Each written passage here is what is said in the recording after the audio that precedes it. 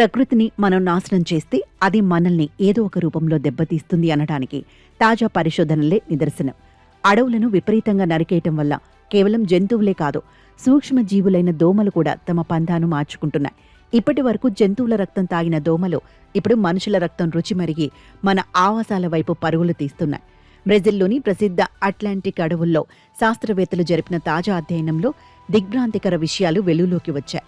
ఒకప్పుడు అడవిలో వేలాది రకాల వృక్షాలు, జంతువులు ఉండేవి. కానీ మానవ జోక్యం వల్ల అడవి కుంచించుకుపోయింది.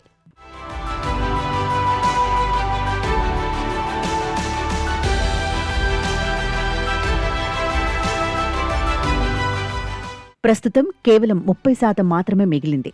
జంతువులు కనుమరుగు కావడంతో అక్కడ ఉండే దోమలు తమ ఆహారం కోసం ప్రత్యామ్నాయ మార్గాలను వెతుక్కుంటున్నాయి. Rio de Janeiro Federal University పరిశోధకులు సుమారు 1700 దోమలపై అధ్యయనం చేశారు. ఈ క్రమంలో కొన్ని కీలక విషయాలు బయటపడ్డాయి. గతంలో అడవి జంతువుల రక్తాన్ని తాగే దోమలు ఇప్పుడు హ్యూమన్ బ్లడ్ వైపు మళ్లుతున్నాయి. దోమలు జనావాసాల్లోకి రావడం వల్ల వింత వ్యాధులు, ప్రాణాంతక వైరస్లు అడవుల నుంచి నేరుగా మనుషులకు సోకి ప్రమాదం పెరిగింది. అడవిలో జీవ వైవిధ్యం దెబ్బతినడంతో దోమలకు వేరే ఆహారం దొరక్క మనుషులపై దాడి చేస్తున్నాయి. అడవులు తగ్గటం వల్ల దోమలు తమ సహజ ఆవాసాలను వదిలి మన దగ్గరకు వస్తున్నాయి.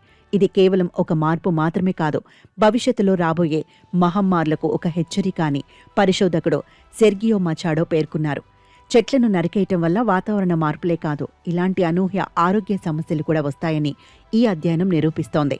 ఇప్పటికైనా ప్రకృతిని కాపాడుకోకపోతే అడవిలోని క్రిమికీటకాలు మన ఇంటి గుమ్మం దాకా రావడం ఖాయం.